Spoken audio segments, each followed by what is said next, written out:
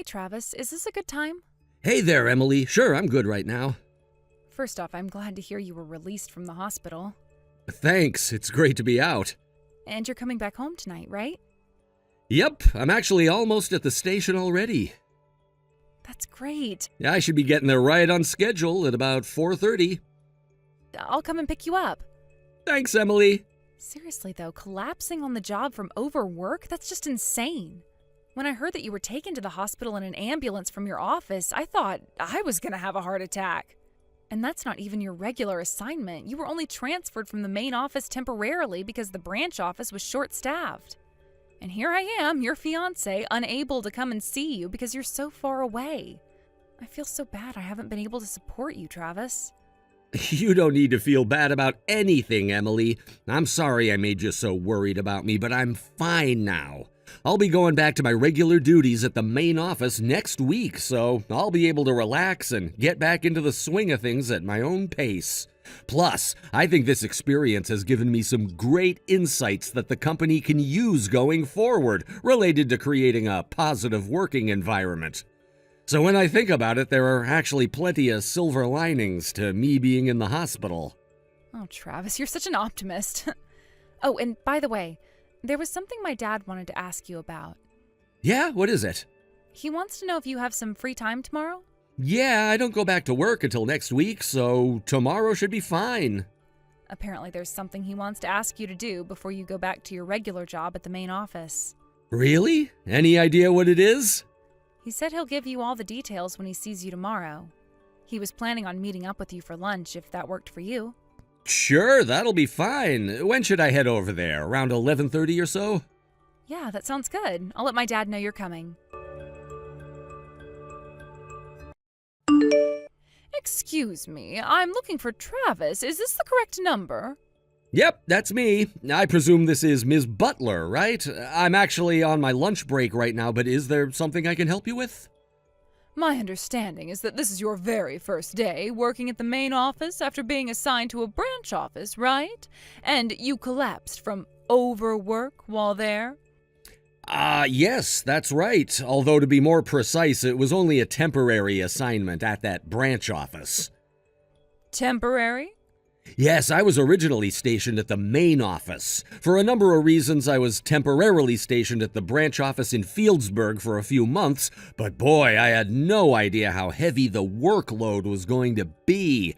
Right before I was scheduled to end my assignment in Fieldsburg and come back to the main office, well, I kind of just collapsed all of a sudden and was in the hospital for 3 weeks.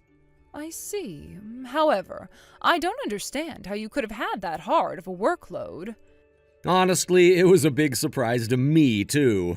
If I had to venture a guess, the only reason you were sent to that pathetic little branch in the middle of nowhere was because you were nothing but dead weight at the main office in the first place. That's the only reasonable explanation. Only an incompetent slacker would be overworked in such an unimportant position. Of course, I suppose there's always the possibility that you simply faked your health scare in order to avoid having to do your job.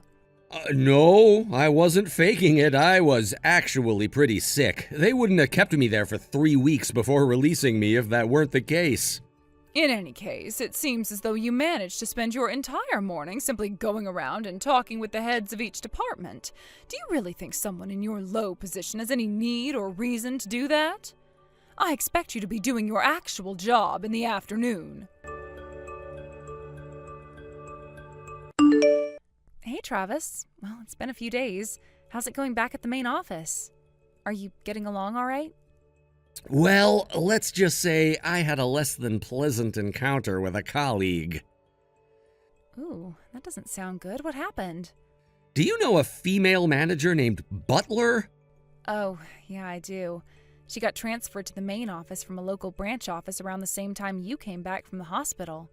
She's actually pretty well known around here for, well, a couple of reasons. First, getting appointed to a high-level managerial position at 38 years old, like she was, is pretty rare here. So her superiors apparently saw some sort of potential in her. But she also has a rather, how should I put this? Let's call it a strong personality. Yeah, that sounds about right. To be honest, though, we've been working together in the same office for the last several days. But I haven't really seen anything from her in either her work or personality that would merit her being placed in a high leadership position. Really? What makes you say that? So, this is something that happened on my first day back. All I had planned for that day was making the rounds and speaking to the heads of all the departments in the morning, then straightening out my desk and getting things organized in the afternoon. But once I got back from my lunch break, there was this absolute mountain of papers stacked on my desk with a note on top saying, "Get these to me by the end of the day." I mean, really? I hadn't even had the time to turn on my computer yet, so this wasn't something that I was going to be able to get done that day at all. But that wasn't even the worst part. Then I picked up some of the folders and checked their contents. It looks like Butler had started working on a bunch of it, but they were full of spelling mistakes, grammatical errors, miscalculations. It was awful. Yikes, that's not good.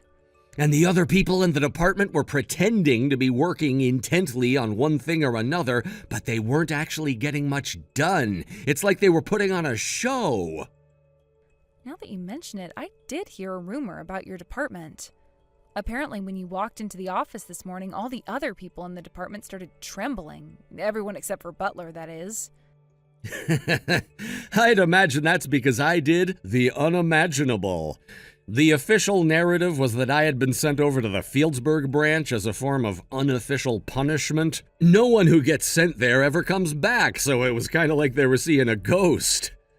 Yeah, or a zombie or something. And by the way, don't worry about those guys. I've got my eye on all of them. I even managed to get a couple of apologies out of them for what happened before. That's my Travis. You work fast. That's what they pay me for. Still, though, it would be for the best to remain cautious for the foreseeable future. I can't say I'm surprised, Travis. You put the bare minimum effort required into the assignments you were given and spent the rest of your time playing around on your computer. Excuse me, Ms. Butler. We work on the same floor, and your desk is barely halfway across the room from mine. Can I ask why you're texting me instead of coming to my desk and speaking to me in person? Unbelievable. You really don't get that I'm trying to avoid disturbing the other employees? Nope, I really don't get it. When I saw your text, I assumed that it must have been something urgent, but that doesn't seem to be the case, so what can I do for you? What happened to the work I left for you earlier this week? If you're referring to the massive pile of folders you dumped on my desk, none of that is any of my responsibility in the first place, so I passed them along to the people you should have given them to. You did what? Furthermore, the number one priority for me for the next several days is the creation of a report from my time over at the Fieldsburg branch. Didn't you get the memo? Oh, don't patronize me. Of course I got that thing. However, I am the senior manager of this department, and as such, you take your orders from me and no one else. Your number one priority is whatever I tell you it is. Good grief, how incompetent can you be? I can't take it anymore. You're through. I don't need any more old men in my life just taking up space. You're fired. Old? You're 32, aren't you? Well, that's old enough for me to call you old. All right, well, I suppose you're free to see me as being old if you like, but what makes you think you can fire me? Senior managers don't have that sort of authority. What's that? You think that just because I'm a woman that I have no authority in the company? Oh, let me assure you, someone as elite as myself is more than capable of ending your career. Clear out your desk. You'll receive your pink slip in the mail within the week. Is that so? Well, that's unfortunate. I got called an old man by a 38-year-old woman. What? Let me guess, it was Butler, right? You guessed it. Wow, well, if she thinks that you're an old man at 32, I can't imagine what she must think of the married man she's dating right now. Oh boy. Does that mean... You guessed it. The investigation is still kind of ongoing, but I can confirm with full confidence that all the rumors are 100% accurate. Well, looks like we have all we need. all that we need and more. Then I suppose it's time to make our move. Oh, this is getting really exciting. Travis, what's the meaning of this? You've got a lot of explaining to do. I told the HR director to process your termination, but when I opened an envelope sent to me from his desk today, I wasn't expecting your pink slip. It was mine? Why do you seem so surprised? The fact that you're texting me to complain about this right now would imply that you've at least seen the recent HR department announcement. Well, yes, I saw it, but it doesn't make any sense. Why are you the new head of the corporate HR department? I mean, what happened to the previous director? The same thing that's happening to you right now, Ms. Butler. He's been terminated. Terminated? I don't think I need to explain why a senior manager and former HR director having an extramarital affair together would lead to this outcome, Ms. Butler. I have no idea what you're talking about. Is that so? Well, regardless, we've been investigating the two of you. You can't be serious. It's bad enough that you personally sought out an affair with a married man, but to make matters far worse, the former HR director then used his position within the company to give professional favors to you, his mistress. I knew that's what this was all about. You think that a woman could never make it in the business world without sleeping with her boss. Ms. Butler, I've worked with, under, and above many talented women in my career, and after working with you for all this time, I can say with confidence that you are not one of them. You wouldn't know talent if it came up and slapped you in the face. You think I was promoted illicitly? Well, what about yourself? How did a low-level employee like yourself all of a sudden get promoted to HR director? Which one of your bosses are you sleeping with, I was an assistant director before, so I was already just one promotion away from the position. You were the assistant HR director at your age? I skipped college and started working right after high school, so I have a substantial leg up on people in my age group in years of experience. It also probably has something to do with the fact that I've been with this company since it was founded. You joined this company straight out of high school? Yep. My family's circumstances made it difficult for me to go to college, so I'd already planned on not going. With a bit of luck, I managed to earn the respect of the current company president, so he brought me into the company, and, well, the rest is history. Hold on just 1 minute. If you were really such a promising employee, then why on earth were you shipped off to the Fieldsburg branch? Everyone knows that's where the company sends all the people who they can't fire to keep the damage they cause to a minimum. Think about it, everyone calls it the graveyard branch. Once you go there, you never come back. They just wait for you to retire or quit, whichever comes first. Yes, that's exactly what sort of place it is. Which is why all the other main office employees who were bitter that despite my age and lack of a college education, I was on a first-name basis with the president, were so happy when I was transferred there. For them, this was a sign that their constant hazing, bullying, and harassment had finally paid off. I can imagine their shock when I became the first employee in the company's history to return to the main office from the graveyard branch. How? What sort of trick did you pull to make that happen? It's true that the Fieldsburg branch has been treated as the end of the line for tenured employees that the company doesn't know what to do with, and that reputation is precisely why I was sent over there. The board of directors has been working on a plan to turn the Fieldsburg branch from a liability to an asset for years, and they came up with the idea to send me over there to work on ongoing employee training and working environment improvement. It took a lot of time and effort, but after a few months, I managed to finally make some tangible, positive changes there. And when I say a lot of effort, I mean a lot of effort. So much so that by the end of my time there, I was so exhausted that I ended up having a health episode that took me 3 whole weeks to recover from. So, while my return was delayed by that slightly, I finally succeeded in my mission and have made my pre-planned return to the main office. But I didn't hear anything about that initiative.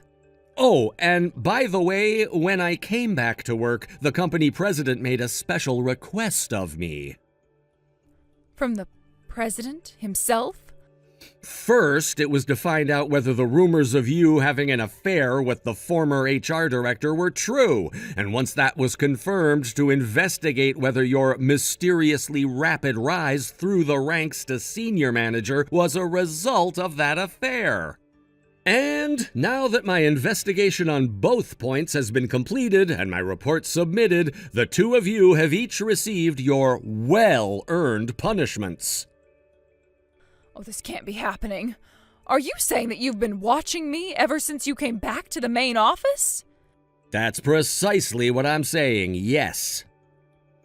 I had no idea.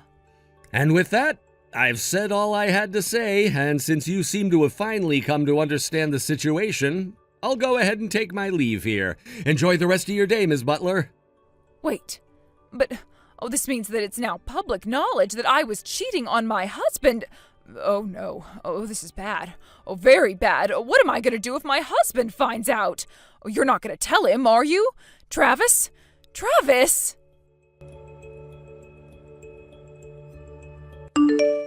Ms. Butler's behavior was utterly shocking for a married woman. Naturally, both Ms. Butler and the former HR director were divorced by their respective spouses, and they broke off their relationship as well. Also, since they had kept their illicit affair going for around 5 years, their spouses were awarded tremendous damages during the divorce proceedings. Furthermore, since the two of them were fired for cause, they both lost their pensions. Combined with the child support payments they now had to pay to their spouses as a result of losing custody of their children, they both had to take on a tremendous amount of debt. Word of their actions spread through the region, making it impossible for either of them to find a new job at the same pay grade they were at before. They had no choice but to take hourly wage positions at local businesses. This was the event that sparked the great spring cleaning of the company by the father of my fiancée, the company's president. What's more, he's been telling me lately that he wants to pass the reins of the company on to me after he retires. It really is an honor to have him think so highly of me. I had nothing when he brought me into the company, and now I have a home, a family, and a future secured, all thanks to him. I intend to work as hard as I can to live up to his high expectations. Thank you for watching. Please subscribe and hit the like button. See you next time.